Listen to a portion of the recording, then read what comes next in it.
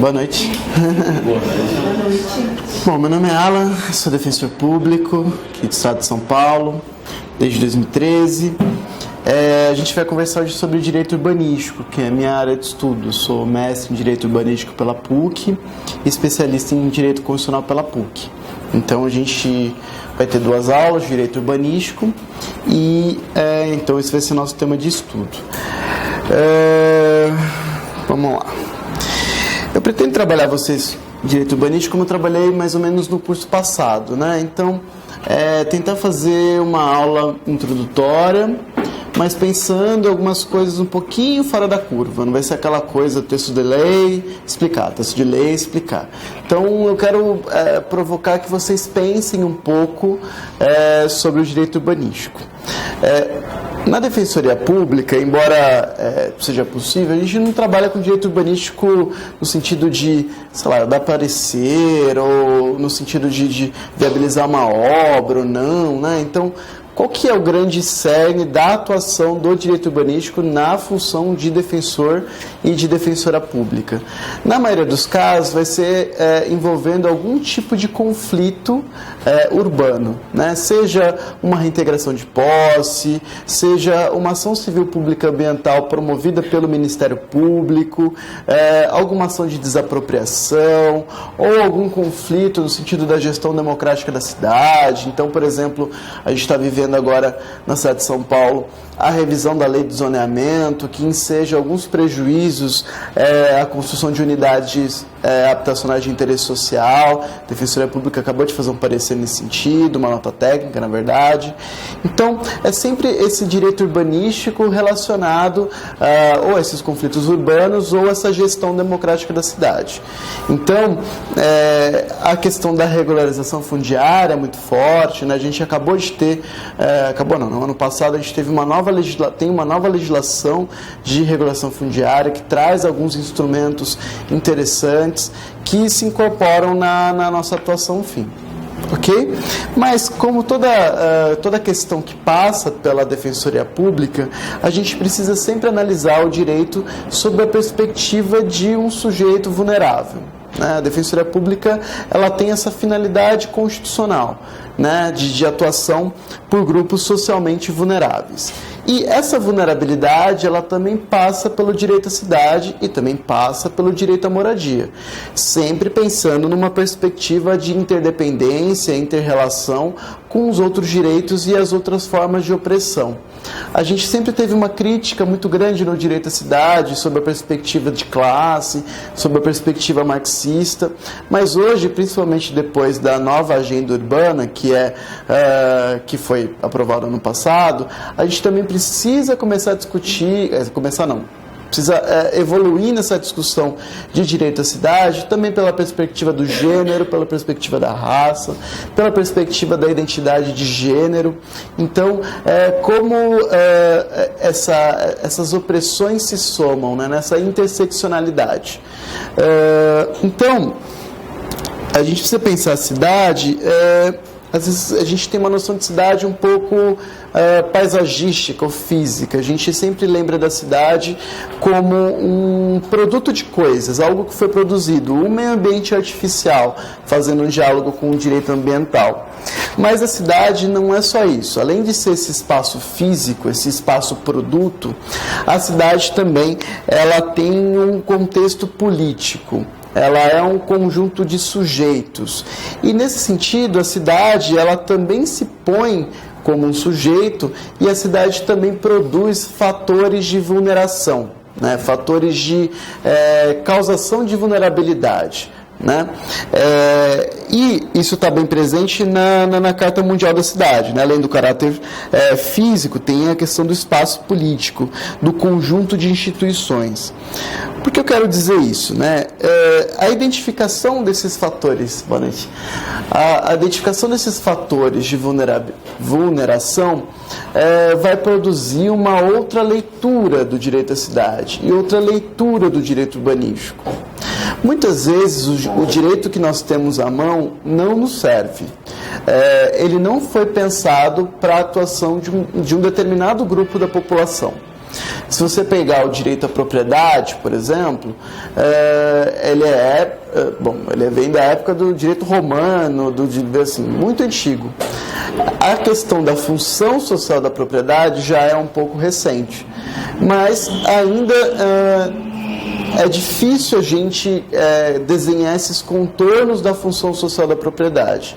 E uma das formas de desenhar esses contornos é justamente pensar o direito urbanístico, o direito à propriedade, que também sofre influxos do direito urbanístico. Então, o direito à propriedade não é apenas um assunto de direito civil, né? Então, por exemplo, o artigo 182 da Constituição vai falar que o plano diretor é que vai definir a função social da propriedade.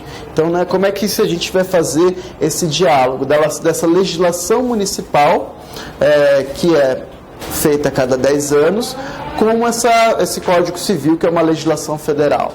Né? Como é que a legislação municipal vai interferir nesse direito de propriedade? Como é que ela pode pautar o direito de propriedade e definir o que é uma propriedade funcionalizada de uma propriedade não funcionalizada? E mais que isso, quais são as consequências da não funcionalização? O que isso traz de negativo para o proprietário e como isso pode ser uma arena de luta para aqueles que, por exemplo, ocupam, né? E aqui eu convido vocês a utilizar a palavra ocupação, não utilizar a palavra invasão, né? A invasão, se vocês forem procurar no dicionário, ela tem um sentido de violência, né? Então, aquilo que é tomado com violência. E isso não é uma característica necessária do movimento legítimo de ocupação de prédios desfuncionalizados. Então, como é que a gente pode pensar nesses conflitos, tentando se colocar no lugar daquelas pessoas e tentar quebrar alguns estereótipos, alguns preconceitos, né? Como fazer isso? Esse é o grande desafio. Então eu não vou muito nessa aula por esse texto de lei, eu vou tentar trazer algumas ideias para vocês, para que quando vocês estiverem diante de um conflito urbano, diante de um conflito de direito à cidade, vocês terem um outro tipo de visão, se é que vocês já não têm, né? Eu estou pressupondo que vocês não têm.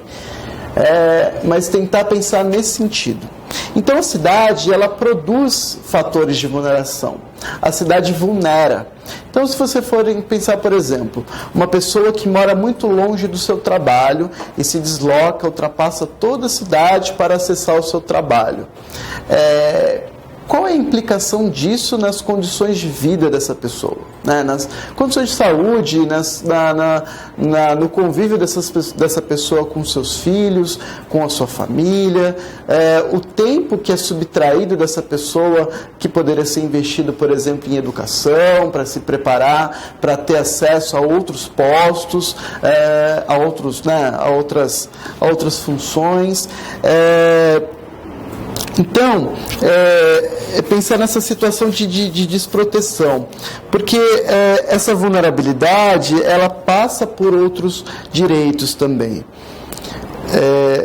Obviamente, quando a gente fala de direito à cidade, né, é engraçado, porque o direito à cidade, as pessoas têm uma noção de direito à cidade, mas ele não é tão concreto como o direito à propriedade, ou o direito à personalidade, ou o direito à expressão, ou o direito, enfim.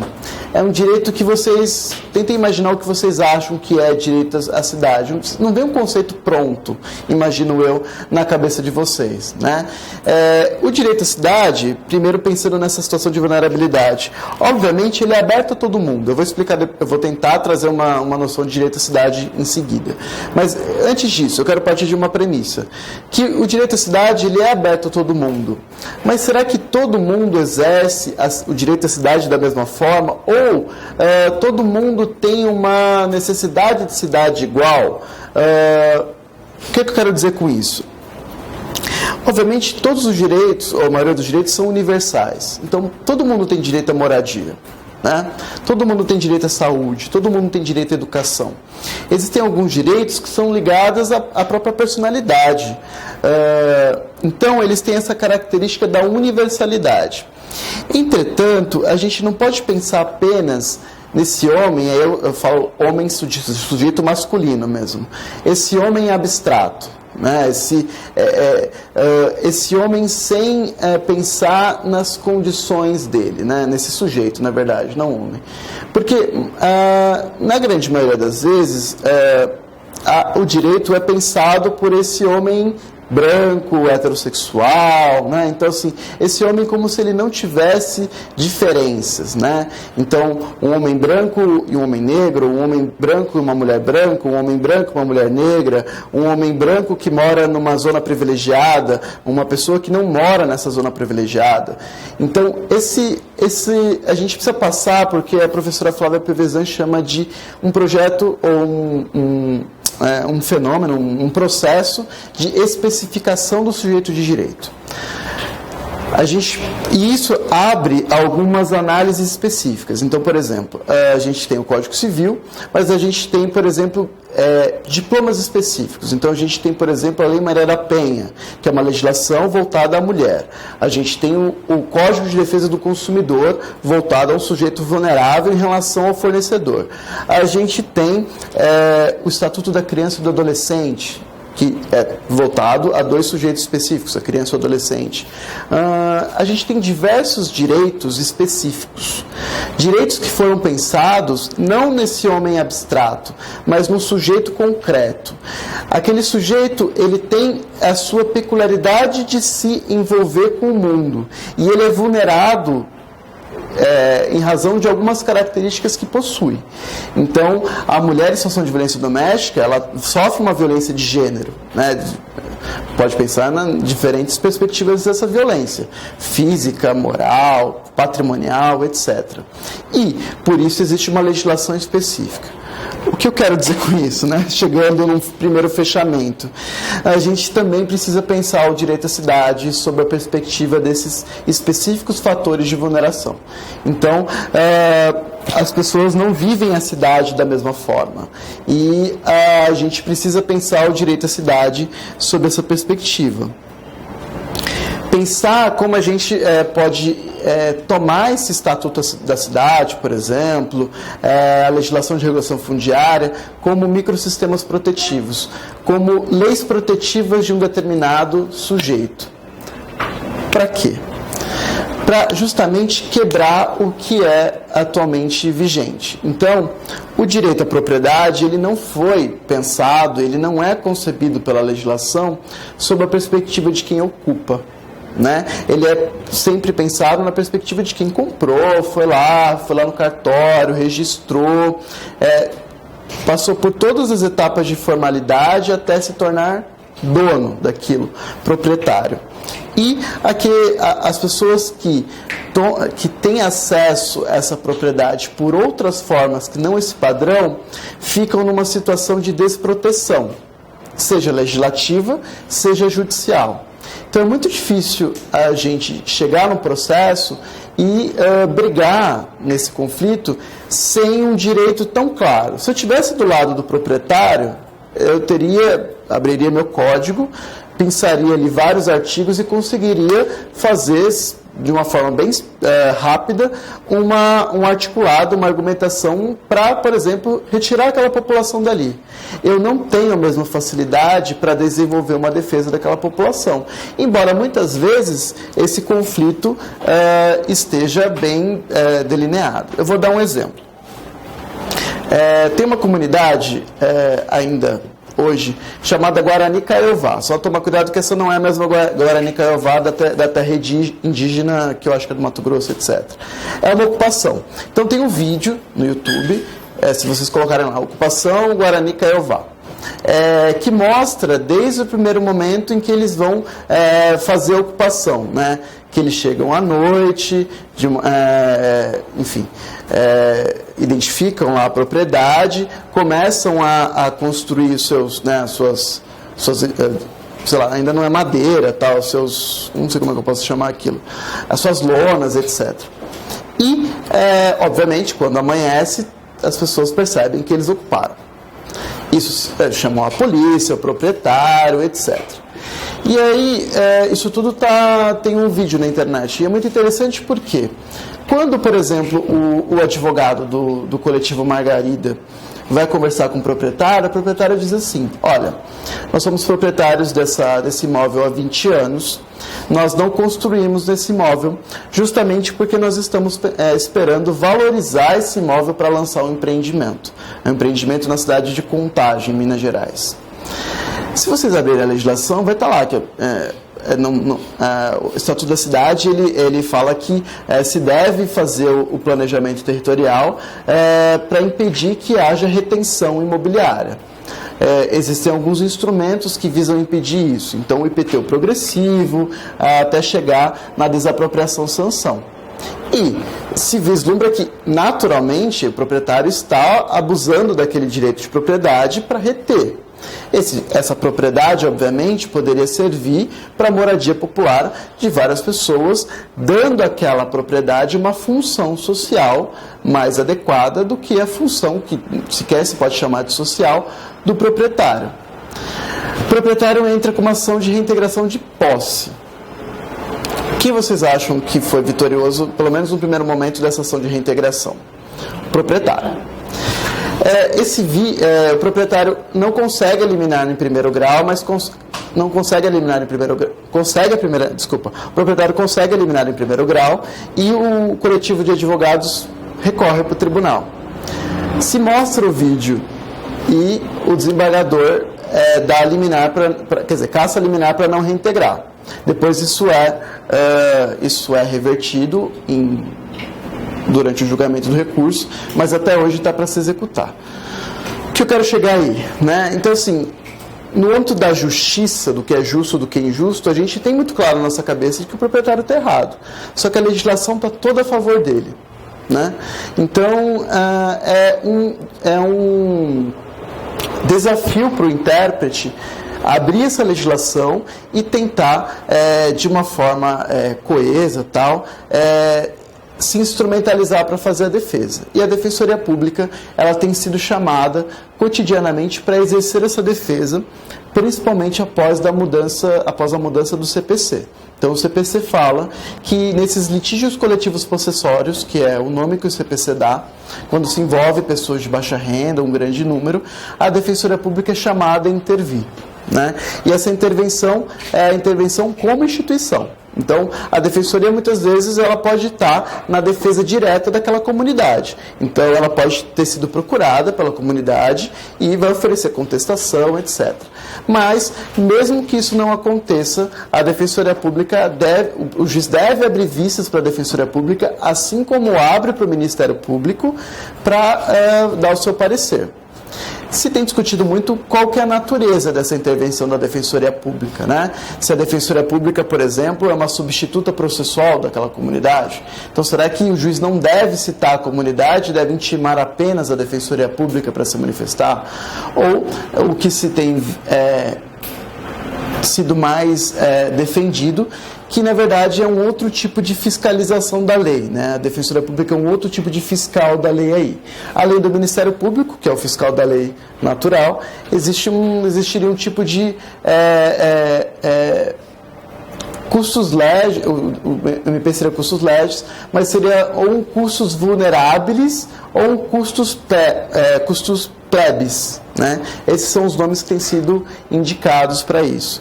E aí, então, a Defensoria Pública precisa ter uma outra visão desse direito, e vocês, como futuras defensoras e defensoras também, né? Então, isso tudo para chegar na necessidade da gente pensar nessas vulnerabilidades e pensar nessas vulnerabilidades agravadas. Essas vulnerabilidades são presentes bastante nos tratados de direitos humanos, como a gente vai ver, né?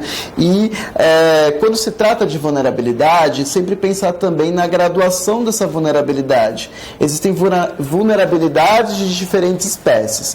Então, por exemplo, quando se estuda em vulnerabilidade, se vê muito no direito ao consumidor, que a vulnerabilidade inclusive, está no Código de Defesa do Consumidor, e as pessoas que estudam o direito do consumidor estudam bastante vulnerabilidade.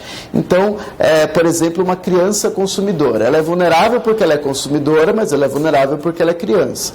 Por ser uma criança, ela tem que ter uma proteção específica enquanto consumidora. Então, por exemplo, a Defensoria Pública tem uma ação de um produto que foi posto no mercado, que é um espumante, é uma bebida láctea, na verdade, vendida num formato de espumante. Na ideia de que, Natal, os pais bebem espumantes e a criança tem o seu espumante específico feito de bebida láctea. Isso é ruim por quê? Porque atrela a mente da criança à ingestão de bebida alcoólica, né? Então, isso pode ter um prejuízo no seu desenvolvimento. Então, isso é um exemplo. E também nos conflitos fundiários a gente precisa pensar nisso. O direito, ele sempre envolve violência, né? A violência é um monopólio do Estado, deveria ser. Então, quando por exemplo, às vezes eu preciso da violência para efetivar uma decisão judicial. Então, se, por exemplo, tem uma pessoa que não paga aluguel, eu entro com uma ação de despejo e a polícia, por exemplo, pode estar autorizada a retirar aquela pessoa à força. Então, a gente não pode deixar de pensar a violência sob a perspectiva do direito. Mas, o que seria essa violência? Né? Então, por exemplo, o Brecht tem a seguinte frase, né? O que é um assalto a um banco comparado com a fundação de um banco? Quando eu penso em violência, está muito próximo na minha cabeça a imagem de pessoas entrando no banco, armadas, fazendo todo mundo de refém e tirando dali o dinheiro das pessoas e do banco. E quando eu penso nisso, eu penso num ato claramente violento. Mas o que ele convida a pensar e essas violências que são produzidas e são efetivadas no quadro da lei? Quando as pessoas estão autorizadas por lei a cometer determinadas violências. Então, a gente pode pensar, por exemplo, no crime de resistência, por exemplo. Quando e atrelando isso à legítima defesa, quando eu mato alguém por ele ter resistido a me investir enquanto agente da lei. A gente estava discutindo isso antes da aula, né, falando um pouco das manifestações em razão do assassinato da Mariene, para pensar o seguinte, né, a gente estava discutindo a atuação da Defensoria Pública na assistência do júri, na assistência de acusação. Então, no caso de Osasco, em 2015 ocorreram as chacinas de Osasco e Barueri, e a Defensoria Pública foi assistente de acusação. Mas pensar, por exemplo, né? Então, por que a Defensoria Pública está ali? Né? Quando vocês pensam em Defensoria Pública, vocês pensam em defesa, né? O réu precisa ser defendido, o réu precisa ter uma defesa criminal. Por que a Defensoria Pública está do outro lado? Por que a Defensoria Pública está acusando? Né? O que faz com que a Defensoria Pública altere a sua função tradicional para assumir uma outra função? Legal a Defensoria Pública pode exercer a assistência à acusação. Mas por que ela exerce nesse sentido? Né? O que faz um defensor público sair da cadeira da defesa e assumir a assistência da acusação? Porque naquele caso se vislumbra que existe uma população que é morta recorrentemente sem nenhum tipo de apuração pelo Estado. E os chamados autos de resistência, né, quando uma pessoa é morta num contexto de conflito, na grande maioria das vezes não é aberta uma investigação, porque aquele crime está sendo pensado sob a perspectiva daquilo que ele supostamente teria cometido antes de morrer. Então, sei lá, supostamente ele foi lá e tentou roubar um policial. Esse policial atirou em face dele, ou para defender seu patrimônio, ou falando que está defendendo a própria vida. E isso se tornou uma prática recorrente da polícia, e isso não gera investigação na grande maioria das vezes. Então, tem um livro muito bom chamado Indignos de Vida, do Orlando Zacconi, que é um delegado do Rio de Janeiro, em que ele pesquisou esses autos de resistência para apurar ao funcionamento do Ministério Público e do Poder Judiciário nesse sentido. E o que ele conclui na tese de doutorado dele, pela UF, é que, na grande maioria dos casos, o Ministério Público não se interessa por essa investigação e pede o arquivamento em razão da morte da pessoa, né, daquela pessoa que morreu. Então, sempre na perspectiva de quem supostamente teria cometido um fato teria sido morto. Da mesma forma, o sistema de justiça funciona de uma forma diferente quando populações específicas são mortas e sob a suspeita de serem essa morte produzida por agentes da lei. Então, nesse caso, a Defensoria Pública vislumbra uma situação de vulnerabilidade processual ali. Não existe uma paridade de armas nesse sentido. A vítima, que na grande maioria das vezes se sente satisfeita com a atuação do Ministério Público, quando você tem a sua bolsa furtada ou roubada, o Ministério Público entra lá, denuncia por roubo, a pessoa é condenada, presa, mas isso não acontece na grande maioria das vezes quando se envolve a polícia. Então, por isso a Defensoria Pública atua. Isso tudo para dizer que, então, existem alguns instrumentos em que se legitima a violência. Então, em regra, a legítima defesa de um policial que está tendo a sua vida ameaçada ali, ela é um instituto que pode ter validade, efetivamente, ele pode defender a sua vida. Mas aquele produto legal, aquele instituto legal, ele pode ser desvirtuado e se transformar numa situação de abuso. Então, o que o Brecht nos convida a pensar é justamente isso, né? Quando você pensa numa ocupação, talvez você pense na natureza violenta daquela ocupação. Imagina, eles estão subtraindo uma propriedade alheia, eles não trabalharam por isso, eles,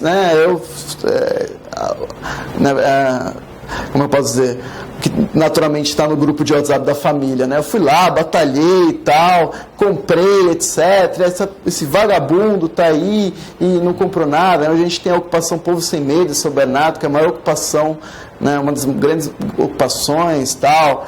E não pensam, né, naquelas pessoas que dia a dia estão sem moradia. A gente teve um retrocesso muito grande, por exemplo, no governo, na gestão Dória, na questão do Bolsa Aluguel. As pessoas estão impedidas de entrar no programa. O programa se esvaziou bastante.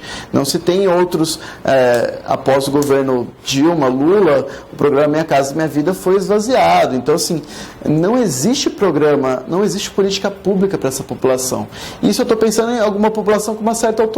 Imagina, então, por exemplo, a população em situação de rua, que tem outros tantos dilemas e também tem direito à moradia.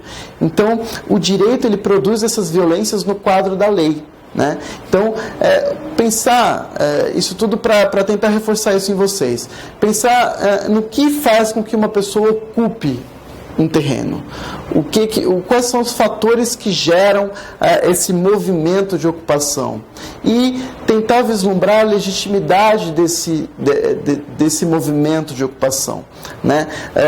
Por exemplo, em São Bernardo, acho que está se desenvolvendo para se haver um acordo e desenvolver um projeto de habitação popular em um outro lugar.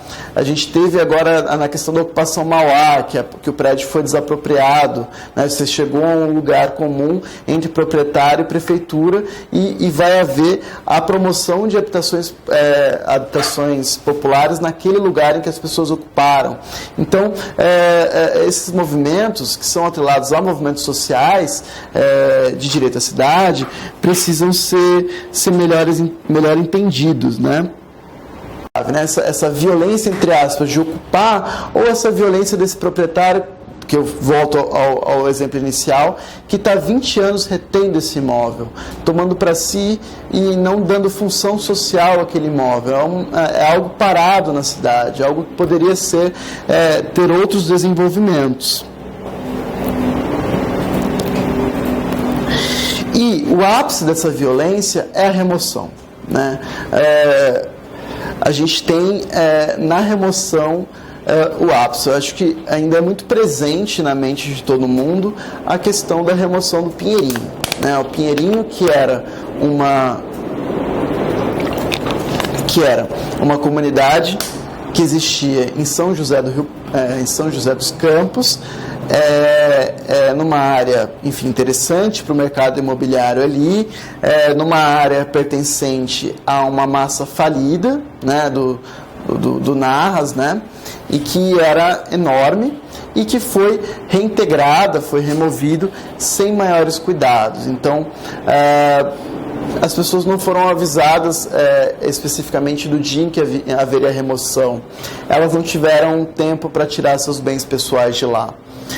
As casas foram incendiadas, crianças correndo, há notícias de estupros acontecidos no contexto da remoção. Isso é presente no relato dos ex-moradores. Esse ato de violência foi denunciado à Comissão Interamericana de Direitos Humanos. O Poder Judiciário não tutelou efetivamente aquilo, né? Então, assim, foi uma decisão de uma hora para outra. Até hoje se tem presente as imagens dessa remoção. Então, não dá para descaracterizar a violência que isso é. A remoção é um ato extremamente violento. Pouco tempo depois, nós temos o caso Vila Soma, né? A Vila Soma é uma comunidade Sumaré, que corre o risco de ser um novo Pinheirinho, assim como São Bernardo seria anteriormente, mas eu acho que caminha por um caminho melhor. Se não fosse, por exemplo, uma ação cautelar da Defensoria Pública no Supremo Tribunal Federal, Vila Soma já teria sido reintegrada praticamente nos mesmos moldes de Pinheirinho. Pinheirinho, então, é interessante como um evento histórico, como um precedente de violação de direitos humanos. Quando a gente estuda precedente no direito processual civil, é uma outra sistemática. Mas se vocês pegarem, por exemplo, a decisão do Ricardo Lewandowski, no caso Vila Soma, ele vai falar da necessidade de se tomar cuidado para que a gente não produza novos pinheirinhos, né? Então a gente teve, quase como tudo que acontece em direitos humanos, a gente precisa ter uma grande violação para tentar pensar como melhorar e como fazer com que nunca mais aconteça aquilo. Pinheirinho tem esse marco histórico na história dos conflitos urbanos do Brasil, mas também na história jurisprudencial desse país, tal vide a decisão do Lewandowski.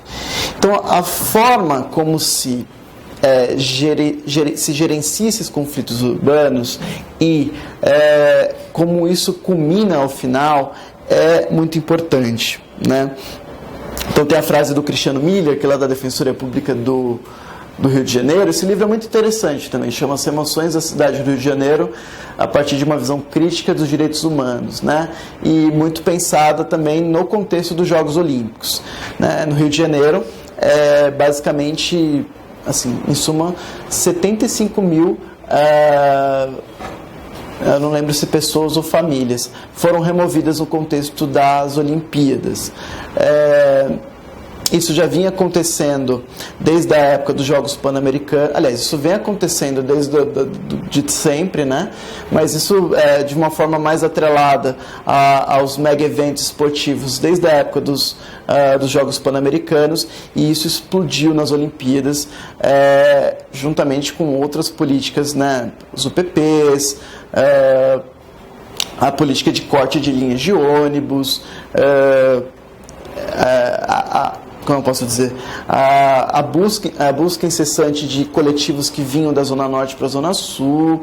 Então, assim, tudo que acontece no Rio de Janeiro hoje é um pouquinho também componente desse grande fenômeno. Então, existe, segundo o Cristiano, né? Então, por trás de um despejo não tem somente o bem jurídico notabilizado pelo direito à propriedade privada. Existe também uma série de outros direitos de natureza social e coletiva que devem ser enfrentados para se apreciar o tema da sua complexidade. No Rio de Janeiro, a gente vê essa violência no quadro da lei como, por exemplo, como a política Programa Minha Casa Minha Vida foi utilizada no Rio de Janeiro. Existe um mapa de pessoas que estudaram essas remoções em que se vislumbra que a maioria das comunidades removidas foram, claro, da Zona Sul, ali da Barra da Tijuca, onde foi o Parque Olímpico, e um pouco ali do centro da zona portuária, né, com o projeto Porto Maravilha. E para onde essas pessoas foram, né? Algumas delas foram indenizadas com valor irrisório, e algumas delas aceitaram ser inseridas em programas Minha Casa Minha Vida. Onde se situavam esses empreendimentos resultantes dessa política? Na sua grande maioria na Zona Oeste e no Extremo Oeste. Então, áreas como Santa Cruz, como Campo Grande e outras áreas da Zona Oeste. Isso fez com que as pessoas que moravam perto dos seus trabalhos, das oportunidades de emprego, de estudo, perto da sua família, fossem deslocadas de forma não planejada para uma região muito mais distante, onde não tinham qualquer tipo de identidade socioespacial. Então as pessoas não foram criadas ali, não têm vínculos ali, né? E foram para lá, foram jogadas para lá. Muitas dessas perderam suas unidades imobiliárias para a milícia. Então, muitas dessas chegaram no lugar e seus apartamentos já tinham sido sequestrados pela milícia. Outras delas venderam os apartamentos e voltaram para uma outra comunidade mais próximas das centralidades ali, tanto a centralidade histórica, centro histórico do Rio, quanto zona portuária, zona sul ou Barra da Tijuca. E aí você pensa, por exemplo, que aquela pessoa nunca mais vai poder ser destinatária, pela legislação vigente, de um programa habitacional. Às vezes vem na nossa triagem, não sei quantos de vocês já foram da defensoria, fizeram estágio, etc. É muito comum. Então, sei lá, pessoas que vendem unidade da Coab, CDHU, etc. Aí vem aquela visão preconceituosa. Nossa, mas essa pessoa foi destinatária de uma política habitacional e ainda assim vendeu, essa venda não é possível. Aí vem uma outra pessoa e compra, aí vem a Coab e entra com uma reintegração de posse daquela pessoa. Mas não se pensa nas dinâmicas de vida ali, né? Então, assim, o que fez essa pessoa vender, né? O que fez com que ela decidisse não morar ali? Ou as pessoas mudam de vida, não dá para pensar que a pessoa vai ficar 30 anos no mesmo lugar. Às vezes ela tem um outro emprego, ou casou com uma outra pessoa, foi viver no outro bairro. Então, vejam que o direito, às vezes, ele apresenta uma rigidez que se afigura preconceituoso, estigmatizante, etc. E a gente precisa lutar contra isso.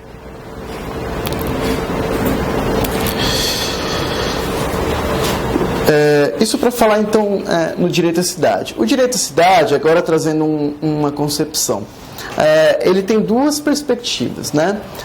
Você tem a cidade como um espaço de fruição, um espaço de uso, né? Então, a cidade como um conjunto de equipamentos, de infraestrutura, que vão materializar outros direitos sociais e fundamentais. Então, a cidade como um conjunto de escolas, faculdades, hospitais, outros equipamentos públicos, né? E que materializam direitos fundamentais. E também a cidade, ela tem que ser pensada também como um direito de participação, um direito de transformar essa própria cidade. Eu, enquanto cidadão, enquanto morador dessa cidade, eu tenho instrumentos que me permitem influir, participar dessa política urbana. O David Harvey fala que, nesse sentido, que o direito à cidade é um significante vazio. Por quê? Porque ele vai ser fruto daquilo que os movimentos sociais e as pessoas em geral vão conseguir construir. Então, esse direito à cidade ele precisa estar aberto a essas pessoas. E para que tenha também uma outra visão de cidade, né? Então, a visão de cidade de uma empresa empreiteira é diferente de uma visão da cidade de quem mora na cidade. Então, há um conflito entre a cidade enquanto um valor de uso e a cidade enquanto um valor de troca. Obviamente, a cidade ela é explorada economicamente, financeiramente, né? Existem empreendimentos, condomínios fechados, esses apartamentos são vendidos, etc. Mas também a cidade ela tem essa vertente de abrigar as pessoas, fazer com que as pessoas circulem por ela, tenham acesso a direitos, a oportunidades por meio da cidade. Então, toda vez que vocês pensarem em direito à cidade, pensar nessas duas perspectivas. E aí, como o direito à moradia se relaciona com o direito à cidade, né? Que a gente vai ver agora algumas coisas de direito à moradia também. Essas noções, elas estão mais presentes no direito internacional dos direitos humanos. A legislação, ela não vai conceituar o que é direito à moradia, por exemplo.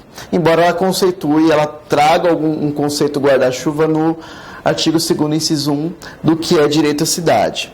Mas, por exemplo, a Declaração Universal de Direitos Humanos, ela vai falar o seguinte, que todo ser humano tem direito à propriedade, só ou em sociedade com os outros. Isso nos demonstra o quanto a propriedade já está consolidada, né? E no inciso 2, ninguém será arbitrariamente privado de sua propriedade. A propriedade, ela não é a única forma de se implementar direito à moradia. As pessoas podem ter moradia sem ter propriedade. Por exemplo, existem programas de locação social, né? Isso mais presente fora do Brasil do que no Brasil. São, por exemplo, unidades habitacionais destinadas às pessoas componentes de grupos específicos em que não se transmite a propriedade para essas pessoas. Essas pessoas têm uma autorização de uso de permanecer ali quando falecem, etc. Esse uso é transferido para outra pessoa.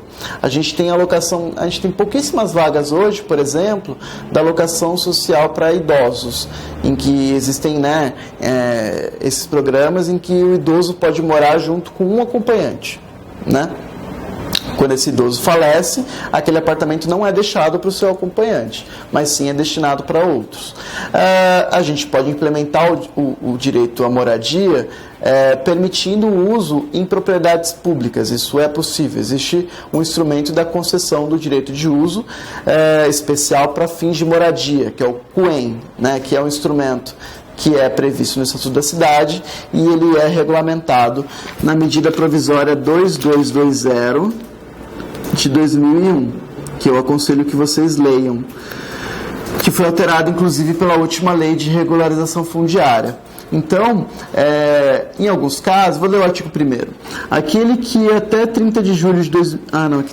aqui não está atualizado. Mas, enfim, possui como seu por 5 anos, ininterruptamente, sem oposição, imóvel de até 250 metros quadrados, imóvel público para sua moradia, tem o direito à concessão do uso especial para fins de moradia em relação ao objeto da posse. Então, se eu tenho uma pessoa que mora há muito tempo numa propriedade pública, isso é muito comum, né? Comunidades que se estabeleceram em propriedades públicas, se aquela pessoa está lá há 5 anos preenchendo os requisitos da lei, eu posso entrar com um pedido na prefeitura para ser reconhecido isso administrativamente, ou eu posso pedir o reconhecimento disso judicialmente, principalmente naqueles casos em que ela tem um risco de sair dali. Então, se, por exemplo, um município entra com uma reintegração de posse daquilo, ou uma ação petitória, uma das defesas possíveis é pedir para o juiz o reconhecimento desse uso especial. E isso é uma coisa cogente, o município ele deve obedecer, ele é obrigado a obedecer. Isso não se assemelha a um uso capião, porque o uso capião tem o efeito de transmitir a propriedade. A pessoa ela não vai ter aquela propriedade. A gente ainda tem um impeditivo constitucional que nos impede de usucapiar bem público. Isso ainda está presente na nossa Constituição. Existem projetos de emenda constitucional para que se retire essa proibição, mas, em suma, ainda existe isso. Então, esse é um outro instrumento que eu tenho para implementar o direito à moradia, né? Esse uso especial ele pode ser vendido, ele é transmitido causa mortes. Então, ele tem um valor econômico ali. Só para dar um exemplo, a gente vai ver isso especificamente na próxima aula, quando a gente falar dos instrumentos especificamente, né? Só para dizer, então, que a propriedade ela pode ser uma forma de implementar moradia. Então, quando eu concedo uma unidade habitacional a uma pessoa e ela mora ali, é uma forma de implementar moradia, mas ela não é a única. Existem outras tantas formas disso. Pode falar. Eu estou achando extremamente interessante isso, porque na prática eu nunca vi. Nunca vi. Nem sei como que faria esse pedido, não sei se é própria Defensoria Pública, ou se de repente a gente mesmo, leigo, advogado, poderia estar pedindo. Eu nunca vi o funcionamento disso. E aí, a pergunta é a seguinte: essas pessoas teriam essa posse por mais quanto tempo depois? Não é delimitado o tempo. Então quer dizer que ela tem, ela pode usufruir do espaço ali, da moradia, e depois ela pode cogitar judicialmente essa pessoa em ficar mais tempo. É uma forma de proteger a permanência dela ali. Isso é muito comum nas atuações da Defensoria Pública, seja em contestação, seja em intervenção como instituição que eu falei há pouco. E na prática isso ocorre de uma forma... Claro que com algumas resistências, alguns conflitos com o Poder Judiciário, mas isso se você consegue, tal como quando você faz a exceção de usucapião, existe a exceção de Cohen. Eu vou tentar ver se eu consigo marcar com vocês. No outro curso, a gente teve uma aula de processo, só para falar das defesas possíveis que a Defensoria Pública normalmente atua. Então, por exemplo, falar de ZEIS, falar de áreas de risco, que é um grande, né? Se está em área de risco, tem que sair, não tem o que fazer. Se está em área de preservação ambiental, tem que sair. Então, existem algumas defesas nesse sentido, a gente precisa ponderar algumas coisas. Vou tentar ver se eu consigo me organizar para marcar com vocês nesse sentido. Mas, de toda forma, no YouTube tem a aula do curso passado, que chama Litígios Coletivos Possessórios. Tá? Então, obviamente a propriedade é uma forma de implementar a moradia, mas não é a única. No artigo 25, ele vai falar do direito a um padrão de vida capaz de assegurar níveis de habitação. Quando a gente fala de moradia, a gente cai no dilema dos direitos sociais que devem ser progressivamente implementados no tempo, né? Que não tem aquela autoexecutoriedade, né? Enfim, se a minha imagem foi veiculada de forma ilegal, eu vou lá, entro com uma ação e a imagem é retirada. É muito simples, é muito fácil, né? É um direito mais fácil de implementar.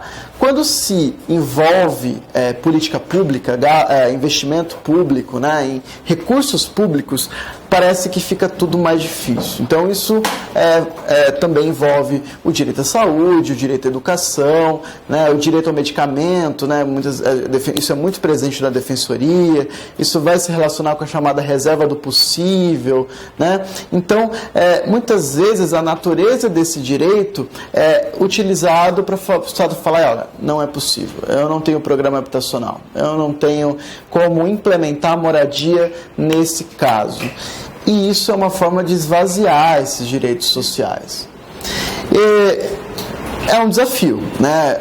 A Defensoria Pública vê uma pessoa eu tenho um usuário sem moradia, chega na minha atrás, não tenho moradia. Eu posso entrar com uma ação contra o Estado pedindo uma casa para ele? Em tese eu até poderia, né? Mas eu não tenho como implementar isso. Qual que é a solução? É difícil a solução, né? A gente tem alguns encaminhamentos, como Coab, CDHU, etc., mas que também são programas que estão congelados, né?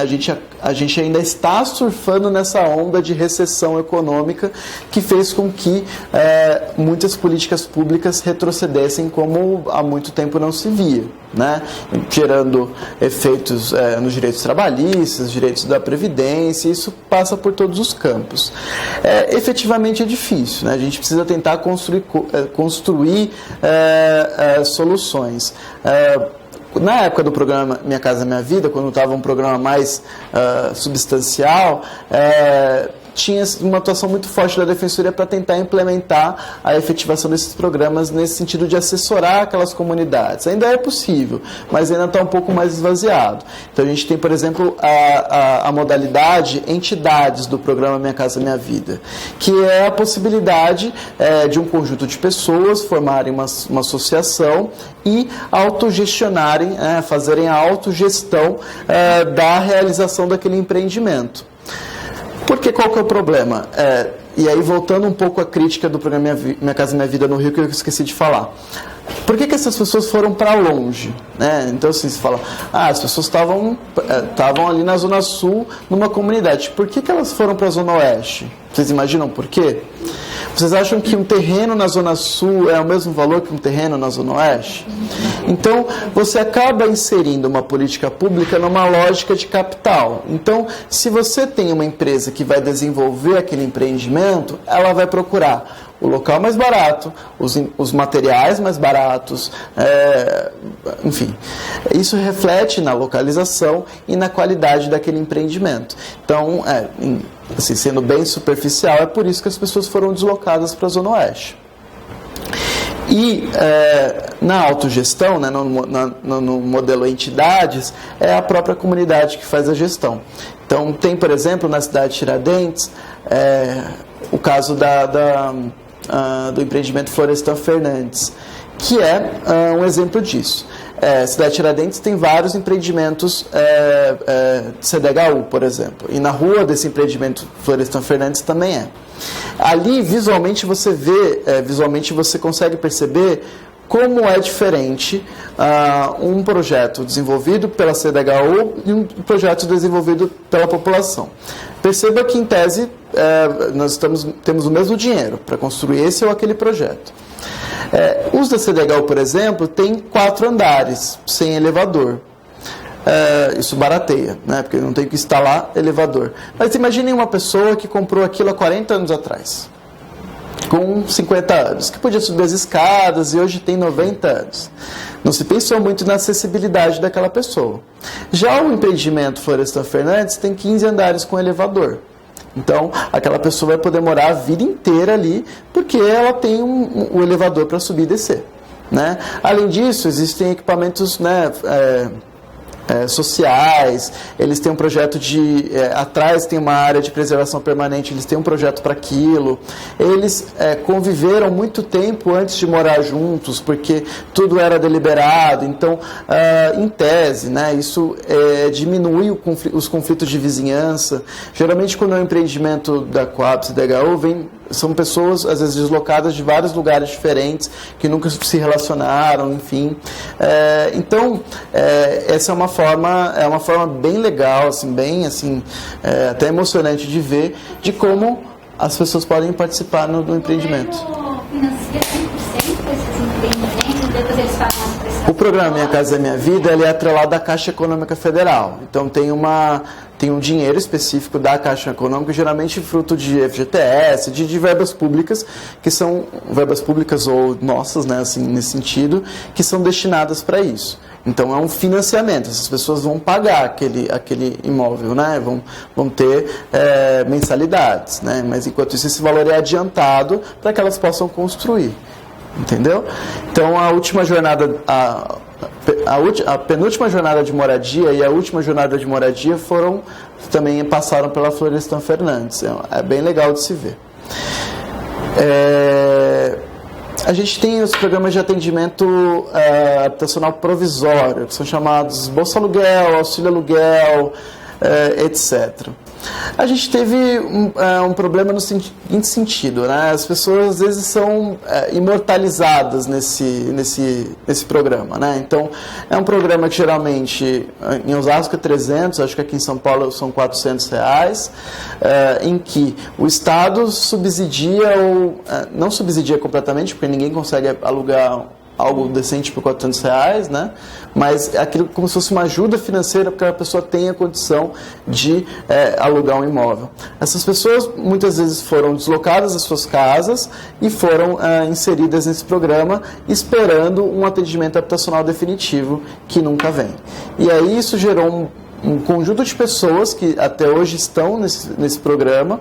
Isso, obviamente, enseja gastos por parte da prefeitura e não se tem solução para essas pessoas. E, como eu falei para vocês, desde faz 2 anos que está congelado esse programa. Então, outras pessoas não conseguem entrar nesse programa. Então, assim, vejam a dificuldade. É difícil implementar direito à moradia. É muito difícil. Mas a gente precisa pensar em alternativas. O PIDESC, que é o Pacto Internacional de Direitos Econômicos, Sociais e Culturais, ele também vai falar no artigo 11 que os Estados partes do presente pacto reconhecem o direito de toda pessoa a um nível adequado para si próprio e para a família, inclusive, aí vai falar da moradia. Isso para dizer o seguinte, não basta direito à moradia, a moradia tem que ser adequada. Então, é mais correto falar direito à moradia adequada do que simplesmente direito à moradia. Porque a moradia ela não pode ser pensada apenas como um teto sobre a cabeça. Né? A moradia ela vai ter um conjunto de elementos qualificadores. Do PIDESC foram feitos 2 comentários gerais que eu aconselho que vocês leiam. Tem tradução portuguesa, está disponível na internet, tudo ok. Porque isso é muito usado por nós, né? É o comentário geral número 4 e o comentário geral número 7. O comentário geral número 4, ele vai falar do direito à moradia adequada. E eu quero ressaltar por que do adequada, né? Ele vai falar o seguinte, ele vai trazer elementos que nos permitem verificar se aquela moradia ela é adequada e, portanto, compatível ao Pacto Internacional de Direitos Econômicos, Sociais e Culturais, ou se ela não apresenta essa adequação. Entre esses aspectos previstos estão segurança jurídica da posse. Então, aquelas pessoas têm meios, elas encontram no direito a proteção da sua posse. Se elas encontram, isso é um modo de vislumbrar aquilo como uma moradia adequada. Se elas não encontram, isso já é um critério para falar, olha, essa moradia não é adequada. Então, os programas de regularização fundiária, eles são importantes nesse sentido. Mas se cai na armadilha de priorizar a regulação fundiária apenas pela titulação, né? Dar um título àquela pessoa. Então, é claro que a pessoa fica muito feliz quando ela tem o título da casa dela. É óbvio que sim. Ela mora lá há muito tempo. Aí você vai lá e dá um título. Agora você é proprietária da sua casa. É a mesma casa. Construída sem muita organização, às vezes um pouco apertado, então é a mesma casa. Quando você dá um título para ela, obviamente que essa pessoa vai ficar feliz, né? Só que a regularização fundiária, ela não pode se bastar a essa titulação. A titulação é importante para se garantir segurança jurídica da posse. Aquela pessoa, ela vai sair dali, nos casos em qualquer pessoa titular de propriedade, ou enfim, sairia, por exemplo, se vai passar uma linha do metrô ali, vai precisar desapropriar, ela vai ser desapropriada como uma pessoa que tem uma propriedade e é desapropriada. Mas ela vai ter garantias, ela vai ter segurança ali, né? Então, isso é importante. A gente vai falar um pouco de regulação fundiária enquanto instrumento, né? Acho que não vai dar muito para a gente entrar muito na nova legislação. Mas é importante que vocês leiam a nova lei, eu esqueci o número dela. É uma lei do ano passado, para que vocês verifiquem lá que tem alguns instrumentos interessantes. Essa lei muda o Estatuto da Cidade, ela muda a medida provisória da concessão de uso, que é 2220, ela muda o Código Civil, traz direito real de laje, por exemplo, que é um instituto novo, né? Então, assim, é uma legislação bastante importante na questão do direito urbanístico, então espero que vocês leiam. Então, além da segurança jurídica da posse, a disponibilidade dos serviços materiais, disponibilidade dos serviços materiais, benefícios e infraestrutura. Então, pensar naquela casa como um elemento que conecta essa pessoa a essa cidade. Então, perto daquela casa tem algum equipamento de saúde? Perto daquela casa tem escola, tem creche? Quanto tempo ela demora para chegar na escola? Quanto tempo demora para chegar na creche? Tem linhas de ônibus ali? Quantas linhas de ônibus ou modais de transporte diferentes aquela pessoa precisa pegar para chegar à sua casa? Então, a moradia, ela funciona como um elemento de conexão da pessoa a essa cidade. E conexão e permite que essa pessoa acesse os outros direitos. Então, ela vai acessar o direito à saúde por meio da utilização do AMA ou da OBS perto da sua casa. Ela vai acessar o direito à educação e ao trabalho. Pensar sempre isso. Creche não é apenas direito à educação da criança. Creche também é o direito ao trabalho, principalmente da mulher e também, enfim, da família, né? Então, a creche é uma forma de viabilizar esses dois direitos. Tem uma ação civil pública bastante conhecida da Defensoria Pública, do pessoal de São Miguel, em que obrigou a prefeitura a fazer com que a creche funcionasse na época de férias escolares, porque a pessoa não tira férias, a pessoa continua trabalhando, né? Então, assim, aquilo permite com que a pessoa trabalhe, né? Então, sempre pensar a creche nessas duas perspectivas. Deixa eu ver. Gastos suportáveis, habitabilidade. Então, assim, gastos suportáveis no sentido de que valor de IPTU, valor de energia elétrica, de água, etc. O que faz com que a pessoa mantenha aquilo lá, né? A gente não tem uma política específica de fornecimento de água e energia elétrica para comunidades, né? Assim, na grande maioria das vezes é o mesmo valor que é coberto por todo mundo. Isso também é importante dizer no Rio de Janeiro. Obviamente, em algumas comunidades existem os chamados gatos, né? Os gatos são formas pelas quais as pessoas conseguem acessar. Energia elétrica e água também são bens essenciais. Embora eles sejam administrados por concessionários e sejam um produto ventilado no mercado, ninguém vive sem água, ninguém vive sem geladeira, ninguém vive sem, né, até mesmo TV, que é o direito a lazer e direito à informação. Então, isso fez com que as pessoas, né, se utilizassem de outros expedientes. Não só isso, por exemplo, no Rio de Janeiro, experimenta você morar na Vila Kennedy hoje em dia e chamar o serviço formal de net, por exemplo, de internet. Existe até uma questão de que as empresas não permitem que seus funcionários vão até ali. Então, essas pessoas ficam absolutamente suprimidas desses serviços. Só que aí quando você vai pensar, né, qual que é a resposta disso pelo direito? Crime de subtração, de furto de energia elétrica, crime de furto de água, né? Então, como é que você responde essas pessoas? Com direito penal, que é o direito que mais se aplica a elas, né? Se tem um direito uma parte do direito que se aplica excelentemente a esse grupo de pessoas, é o direito penal. Então, elas não encontram resposta no direito civil, não encontram resposta no direito administrativo, elas encontram resposta no direito penal. Então, isso eu acho que é o mais importante, para tentar quebrar alguns preconceitos, sabe? Isso é difícil, né? E isso é cobrado de vocês no concurso público, né? Então, assim, da defensoria, obviamente. Então, tentar quebrar isso, né? Então, vamos lá.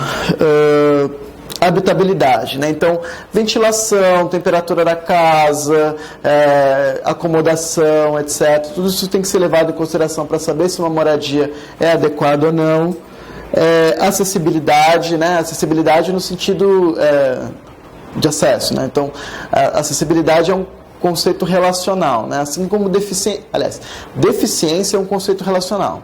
Você vai saber se uma pessoa tem deficiência ou não, não é apenas olhando para essa pessoa. Se, por exemplo, uma pessoa ela tem algum tipo de mobilidade reduzida e existem calçadas acessíveis, existem formas dela se locomover e manter a sua autonomia, você consegue não acabar com essa deficiência, mas você consegue neutralizar. Então, de outra forma, se você não tem qualquer tipo de política que permita que essa pessoa tenha autonomia, você agrava essa situação de deficiência. Então, a deficiência ela é um conceito relacional da pessoa com o meio, né? E a casa precisa ser acessível. Foi o que eu falei, por exemplo, do empreendimento CDHU de 4 andares. É acessível? Não é, né? Isso faz com que as pessoas mudem. Localização eu falei um pouco, e adequação cultural, né? Então, assim, as pessoas precisam ter também ter instrumentos culturais perto de si, né? Não é só escola, tal. Elas precisam ter instrumentos, equipamentos públicos perto delas. Eu tenho que parar em qual momento, assim, para fazer o intervalo? 9 horas, então. E esses compromissos que são assumidos nos tratados internacionais, eles não são retóricos. Então, assim, é o que eu falei para vocês. Muitas vezes essa natureza característica dos direitos sociais, de dependerem de alguma política pública, de alguma resposta do Estado, faz com que, sob o argumento de inexistência de recursos públicos ou de crises financeiras, não se implemente esses direitos. Só que, perante o direito internacional, esses Estados assumiram responsabilidades. E como é que, por exemplo, o direito internacional, né, o comentário geral 4 fala disso, né? Então, falar que esse compromisso não é simbólico ou retórico, pois os Estados partes devem adotar quaisquer medidas que sejam necessárias para esse propósito, com a participação de todos os afetados da política pública, desenhada e efetivada, incluindo a população em situação de rua e aqueles com moradia inadequada. A atuação deve atingir o máximo de recursos disponíveis, o que enseja a desconstrução da reserva do possível como impedimento argumentativo. Vocês já tiveram esse direito constitucional, reserva do possível, mínimo existencial? Ainda não. A reserva do possível é esse argumento chavão da Fazenda Pública em qualquer tipo de ação judicial que você vai pedir alguma implementação de prestação positiva do Estado. Então, medicamento, creche, escola ou mesmo habitação. Se fala em que o Estado ele tem um orçamento reduzido, em que tem uma forma ou uma burocracia para se definir onde o Estado vai gastar o que tem, então leis orçamentárias, disponibilidade de dotação orçamentária, disponibilidade financeira, etc. E por isso seria uma forma de desorganizar o Estado, obrigá-lo a cumprir com determinada prestação que não esteja prevista no orçamento. Então, se eu não tenho no meu orçamento previsão para comprar um determinado medicamento, uma decisão judicial nesse sentido desorganizaria o Estado e, por exemplo, prejudicaria o funcionamento da UBS, que depende do mesmo orçamento. Então, é basicamente esse argumento. Não posso cumprir porque não tenho dinheiro. É um argumento muito forte, concordam? Você vai falar, eu estou pedindo meu medicamento, mas a UBS vai fechar porque eu estou pedindo meu medicamento. Entretanto, para que a judicialidade, que chama desse direito, passa também para a questão do mínimo existencial, né? O mínimo existencial são um conjunto de prestações estatais que são condição sine qua non, são imprescindíveis para que a pessoa tenha um nível mínimo de vida adequado, que a dignidade dela esteja minimamente assegurada, promovida, protegida. Então, eu não estou pedindo ao Estado, por exemplo, que me leve para a Disneylândia, não estou pedindo para o Estado que me conceda, enfim, algo que eu não dependa para efetivamente viver, né? Tomar um pouco cuidado que não é apenas o mínimo vital, né? Não é aquilo que é necessário para continuar respirando, né? Não é algo tão reduzido assim. A questão da dignidade da pessoa humana. Eu não preciso de uma creche para o meu filho para continuar respirando, mas eu preciso da creche para o meu filho para que eu possa ter oportunidade de trabalho, para que eu possa trabalhar e trazer para ele algum tipo de nível mínimo de sobrevivência financeira, né? Então, a gente argumenta que a reserva do possível ela não é cabível nesse caso, porque aquele determinada prestação do Estado que a gente está pedindo se inclui nessa noção de mínimo existencial. Eu preciso assegurar, em último grau, a dignidade daquela pessoa por meio daquela prestação. E isso permitiria, né, a decisão judicial nesse sentido. Então, esse compromisso que o Estado assumiu internacionalmente, ele não é apenas retórico, né? Não é apenas para você fazer uma política internacional, ele tem consequências, inclusive constitucionais, né? O artigo 6º está lá, direito à moradia, depois de uma emenda constitucional, se eu não me engano, de 2002. Quem mais? Esse é o comentário 4, né? O comentário 7, ele vai falar da chamada remoção forçada, que embora a gente não tenha um conceito de remoção no direito interno, a gente tem noção de despejo, de reintegração de posse, etc. Mas a gente não tem um conceito autêntico de remoção forçada no direito interno. A gente aproveita esse conceito do comentário geral número 7. Só para falar uma coisa antes, o comentário geral número 7, ele é produzido pelo Comitê DESC, pelo Comitê da ONU sobre Direitos Econômicos, Sociais e Culturais. O Comitê DESC, ele é indicado como o intérprete último do tratado, que é o Pacto Internacional de Direitos Econômicos, Sociais e Culturais. É como se esses comentários se agregassem como notas de rodapé do tratado. Então, é como se fosse, sei lá, o STF deles, né? Eles não são STF porque eles são comitê, mas é o parecerista oficial, aquele que tem o mecanismo que tem a função de esclarecer a todos o que realmente se trata o comentário geral. Então, no 7, ele vai falar sobre os despejos forçados. Ele vai dar o seguinte conceito de remoção. A remoção permanente ou temporária contra a vontade dos indivíduos, a menção no comentário geral das mulheres, crianças, jovens, anciãos, dos povos indígenas, minorias étnicas e de outro tipo, assim como outros indivíduos, grupos vulneráveis, que se veem afetados por medida desproporcional decorrente da prática do despejo, foi um parênteses que eu fiz, famílias ou comunidades de casas ou terras que ocupam sem provisão e o acesso a formas adequadas de proteção jurídica ou outra, tomando-os como grave violação de direitos humanos atrelados a conflitos internos. Outros casos de desalojamento forçado ocorrem em nome do desenvolvimento. Expulsões podem ser realizadas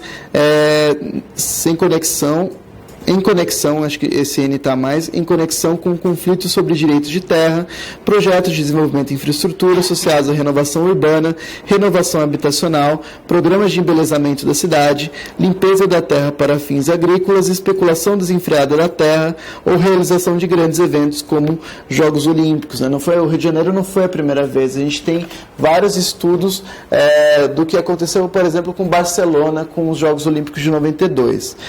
Segundo o item 10, o comentário, em todos esses grupos, mulheres são particularmente vulneráveis em razão da discriminação jurídica e de outras formas de discriminação que ocorrem em matéria de direito à propriedade.